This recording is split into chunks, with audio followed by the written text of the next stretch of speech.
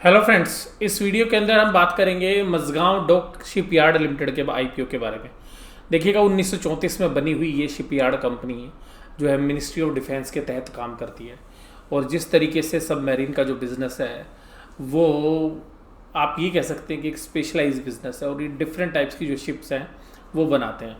और ना केवल इंडिया में बल्कि इंडिया डिफेंस सिस्टम के लिए ना बल्कि जो विदेशों के लिए भी जो है ये काफ़ी काम करते हैं। और जिस तरीके से साउथ सी के अंदर अभी इंडो चाइना की टेंशन जो है बनती जा रही है, तो हमें ऐसा लगता है कि आने वाले समय के अंदर जो लड़ाई का मैदान है या जो डिफेंस के लिए जो सेफ्टी इक्विपमेंट्स की बात करें या शिप्स की बात करें, तो यहाँ पर जो है रुझान जो है होता हुआ नज़र आ रहा है।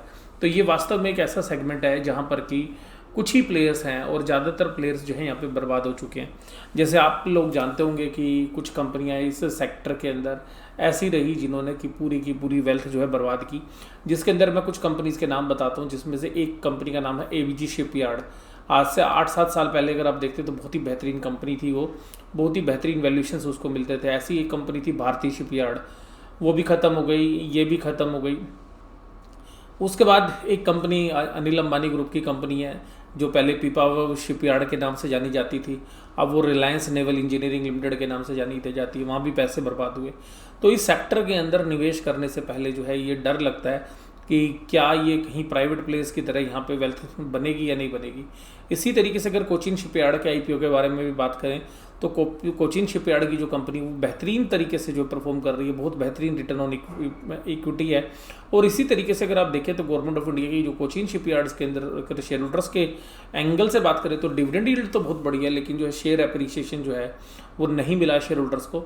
तो इन सभी को मद्देनज़र रखते हुए जो मेरा एनालिसिस है उसमें आप ये बात ध्यान रखिएगा कि मैं जो भी बात बोलूँ तो आप हिस्ट्री नहीं भूलेंगे इसकी, और जो वैल्यूएशन सभी मिल रहे हैं वो आपको ध्यान रखनी है।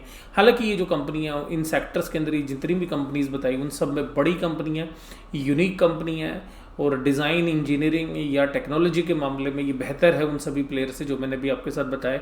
तो अभी तो जो है ज़्यादातर जो है इस सेक्टर के अंदर जो है गार्डन शिपयार्ड है या ये कंपनी है या इस कोचिन शिपयार्ड है, बाकी तो सब लोग बर्बाद हो चुके हैं लिस्टिंग स्पेस के अंदर। मैं अगर आपको बात करूं, अगर कंपनी के प्रॉफिट्स की बात करें तो कंपनी के प्रॉफिट्स जो हैं 17, 18, 19 और 20 के मुकाबले में तो 20 के अंदर प्रॉफिट घटते हुए नजर आए।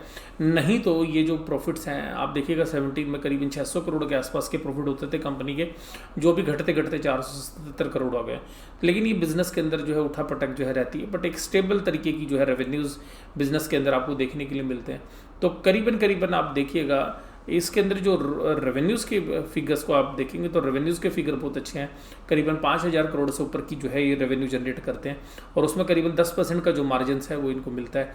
तो मार्जिन रेशो भी काफ़ी अच्छी है। लेकिन सीधी सी बात ये कि मार्केट जो है वैल्यूएशंस नहीं देती सरकारी कंपनियों को। अब ये एक विडंबना है, आप जिसको स्वीकार करना ही पड़ेगा। अगर वैल्यूशंस वाइज देखें तो बहुत ही बेहतरीन वैल्यूशंस जो है मुझे इस कंपनी की लगती है। 145 रुपये के प्राइस पर जो है आईपीओ आ रहा है, एक लॉट में 103 शेयर हैं, 14,935 शेयर्स, 14,935 रुपये के लिए आपने अप्लाई करना है। 13 के लिए जो आप मैक्सिमम अप्लाई कर सकते हैं 194,115 जो है यहाँ पर जो है मैक्सिमम अमाउंट है जो आप लगा सकते हैं। ओपन जो होगा ऑफर वो 29 को होगा, 1 अक्टूबर को क्लोजिंग होने वाली है। बिजनेस स्टेबल है, आप ये बात मान के चलिएगा। रिटर्न ऑन इक्विटी अच्छी है, सरकारी कंपनी है, 100% पैसा जो है अभी सरकार ने लगा रखा है, यानी कि प्रेसिडेंट ऑफ इंडिया की जो है होल्डिंग है 100%। और अगर वहीं पर आप प्रमोटर्स की जो आप होल्डिंग्स हैं वो देखेंगे तो यहाँ पर आपको जो ईपीएस है वहाँ पे काफ़ी कंफर्ट है। 20 रुपये से ऊपर की ईपीएस है। अगर पिछले 4 साल में चले जाइए 20 रुपये से ऊपर की, हम एक बेंचमार्क ले लेते हैं कि 20 रुपये ईपीएस तो आएगी ही आएगी। और 20 रुपये में से करीबन 7-8 रुपये जो है डिविडेंड भी ये देते हैं, तो करीबन 40 से 45% की जो है डिविडेंड यील्ड है, और sorry dividend pay out ratio. तो जो डिविडेंड पे आउट रेशियो 45% तक की है, वहाँ से भी जो है बहुत बेहतरीन कंफर्ट आपको मिलेगा। तो आप ये तो मान के चलिएगा कि आपको बैंक का जो रेट ऑफ इंटरेस्ट है उससे ज़्यादा आपको यहाँ पर जो है पैसे मिलते रहेंगे आपको कंसिस्टेंटली, क्योंकि बिजनेस स्टेबल है। ऐसा नहीं है कि ये वो जो कंपनी मैंने आपको प्राइवेट सेक्टर में बताई उनकी तरह जो है बर्बाद हो जाएगी। लेकिन देखिए संभावना इसलिए नहीं है क्योंकि अगर आप देखेंगे तो करीबन 80 साल पुरानी कंपनी, आज़ादी से भी पहले की कंपनी है। अंग्रेज़ों ने अपनी सुविधा के लिए जो है ये कंपनी बनाई थी, तो उसी कंपनी को आज देखिएगा चलते हुए इतने साल हो गए। तो यहाँ पे सर्वाइवल की जो प्रॉब्लम बाकी तरीके की शिपयार्ड कंपनीज को वो हमें यहाँ पे देखने के लिए नहीं मिल रही है। और आईपीओ का जो प्राइस है वो भी देखिएगा बुक वैल्यू से नीचे आ रहा है, बुक वैल्यू भी 152 है। तो करीबन 0.8 के आसपास की बुक वैल्यू पर है। वैल्यूशंस बहुत ही मुझे बेहतरीन लग रहे हैं। और अगर आप रेवेन्यू के फ्रंट पे भी देखेंगे तो वैल्यूशंस आपको हर जगह आपको कंफर्ट नजर आएगा। रेवेन्यूज़ हैं हमेशा बढ़ते हुए आए हैं इनके, ऐसा नहीं कि रेवेन्यूज़ के फ्रंट पे आप देखिएगा हर साल रेवेन्यू इंक्रीज होते हुए आए हैं। और रेवेन्यूज़ के अंदर जो ग्रोथ है उसका जो इम्पैक्ट है वो प्रॉफिट के ऊपर इतना नहीं हुआ जितना कि रेवेन्यूज़ के ऊपर हुआ है। प्रॉफिट तो 2017 में अच्छा कर रहे थे, ये करीबन 830 करोड़ का जो है प्रॉफिट बिफोर टैक्स था, जो प्रॉफिट बिफोर टैक्स 747 हो गया 20 के अंदर। तो देखिएगा मार्जिन प्रेशर तो है, मैं इस बात से मना नहीं करूंगा, लेकिन ये ईपीएस भी आप देखिएगा तो एवरेजली जो कंपनी ने मैनेज कैलकुलेट करके दिए वो 22 है अगर वेटेड एवरेज भी देखें। बट बिजनेस में आपको एक स्टेबल अर्निंग आएगी, ग्रोथ नहीं दिख रही है।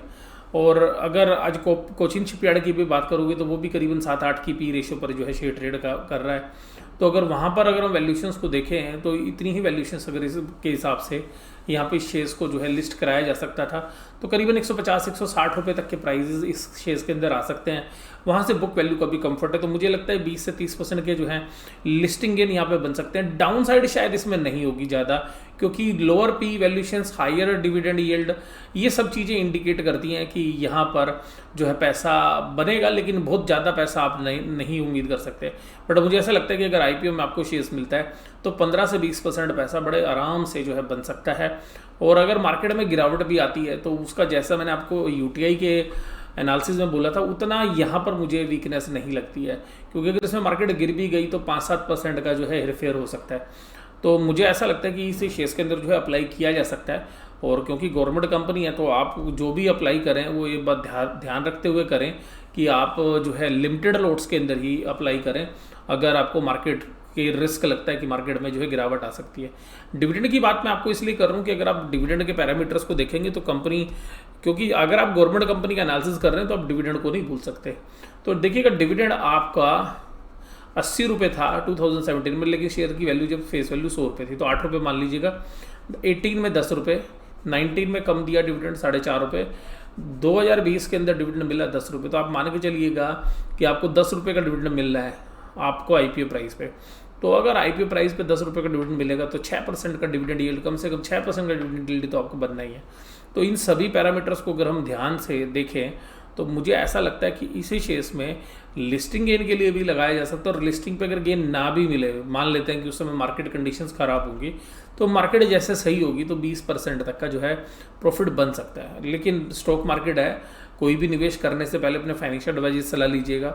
गवर्नमेंट कंपनीज है, गवर्नमेंट कंपनीज को वैल्यूशंस लोअर साइड पे मिलती हैं, और आपको लकीली अगर ऊपर की प्रीमियम वैल्यूशंस मिल गई तो आपको बहुत अच्छे पैसे बन सकते हैं। तो 145 रुपये का जो भाव है, मुझे ऐसा लगता है कि बड़ी रीजनेबल वैल्यूशंस हैं, कंपनी कंसिस्टेंट परफॉर्म कर रही है। एक ओवरहैंग जो है इस तरीके की कंपनी में जो है रहता है, वो देखिएगा, वो मैं आपको बता भी दूं, क्योंकि करीबन ये 15-16% होल्डिंग जो हमारे को दे रहे हैं, उसके बाद एक एफपीओ आने का डर रहता है, तो जिसकी वजह से जो है शेयर्स प्राइस ऊपर की तरफ मूव कर पाना कंपनीज के लिए जो है थोड़ा सा मुश्किल हो जाता है। तो इन सभी पैरामीटर्स को अगर हम देखें, और अगर डेट इक्विटी की रेशो को भी देखें, तो डेट इक्विटी रेशो बड़ी मैनेजेबल है। मैनेजेबल इसलिए कि इन्होंने उधार ले ही नहीं रखा।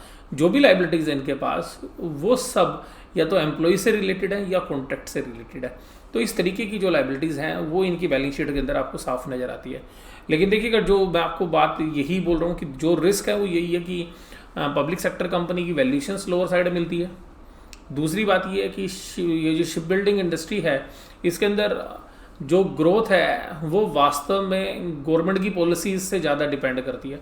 लेकिन जिस तरीके से सारी कंट्रीज जो है सेल्फ डिपेंडेंस की तरफ बढ़ रही हैं, और जिस तरीके से आप देखिएगा अनरेस्ट भी चाइना के साथ जो है सारी कंट्रीज़ का बना हुआ है, तो उस तरीके से हमें लगता है कि इंडिया के अंदर भी जो अपनी डिमांड तो बढ़ेगी, और बाहर से भी अच्छे ऑर्डर्स इनको मिल सकते हैं। तो अगर हम प्रॉफिटेबिलिटी के फ्रंट पे बात करें तो प्रॉफिटेबिलिटी मेंटेन रहेगी। आप बहुत लंबे चौड़े प्रॉफिट नहीं लगा सकते कि कंपनी 10% या 15% की रेट से ग्रो करेगी, बट एक स्टेबल डिविडेंड इनकम आप जो है बैठ के ले सकते हैं कंपनी की अर्निंग्स के हिसाब से और कंपनी के पास्ट रिकॉर्ड के हिसाब से। तो आप एक सेफ प्ले कर सकते हैं, और जो शेयर्स की मूवमेंट होगी वो भी मुझे नहीं लगता कि बहुत ऊपर नीचे की होगी। तो आपको ये जो प्राइस है यहाँ पे 15 से 20% तक का जो है प्राइस राइज जो है मिल सकता है। अगर आप 15% की बात करें तो मैं मान के चल रहा हूँ कि 20 से 25 रुपये का प्राइस राइज मिल सकता है, लेकिन सेफ्टी ज़्यादा है, मतलब आपको रिस्क नहीं है कोई ऐसा कि जो है आपके पैसे बर्बाद हो जाएंगे, जो कि हमारे यहाँ पे शिप बिल्डिंग बिजनेस के अंदर प्राइवेट कंपनीज ने बहुत पैसे बर्बाद किए। जैसे मैंने कि 3 कंपनीज के नाम भी आपको लिए, एबीजी शिपयार्ड, भारतीय शिपयार्ड और इसके बाद पिपावाव शिपयार्ड, जो कि आज की डेट में जो है रिलायंस नेवल के नाम से जानी जाती है। तो मैं इस वीडियो के अंदर आपको यही कह सकता हूँ कि इसी शेयर्स के अंदर अप्लाई किया जा सकता है। अगर आपका कंफर्ट है और आपके पास लिक्विडिटी है तो आप इसमें जो है प्ले कर सकते हैं। रिस्क नहीं है, सबसे खास बात यह है कि आपको जो है डाउनसाइड रिस्क बहुत ज़्यादा नहीं है। पैसे बेशक से कम बने बट बनने की अच्छी संभावना है, और अगर नहीं भी बनेंगे तो आपको डिविडेंड रेगुलरली मिलता रहेगा। तो एक सेफ बेट जो है आप इसको मानते हुए अप्लाई करिएगा, और आपकी किस्मत अच्छी हुई, मार्केट दशाएँ अच्छी हुई, तो मुझे लगता है कि 15 से 20% का जो मैं भी आपको बोलता जा रहा हूँ वो वेरी भी कर सकता है थोड़ा, लेकिन 15 से 20% का जो है लिस्टिंग गेन भी आपको मिल सकता है। तो ये जो सेफ आईपीओ है जिसको आप लगा सकते हैं, और क्योंकि डाउन साइड प्रोटेक्टेड है, जो सबसे खास बात है। अप साइड में 15 से 20% का गेन, डाउन साइड प्रोटेक्टेड, अच्छी डिविडेंड यील्ड, सरकार का साथ, तो ये जो है आईपीओ अप्लाई किया जा सकता है। लेकिन फाइनली जो भी फैसला मेरा होगा तो वो हम जो है जब आईपीओ की लास्ट डेट आएगी तब मैं आपके साथ जो है डिस्कस करता हुआ नजर आऊँगा, या किसी और वीडियो के माध्यम से आपको ये बात बताता हुआ नजर आऊँगा। वीडियो मैं यहीं पे समाप्त करता हूँ। वीडियो देखने के लिए धन्यवाद। Thank you very much.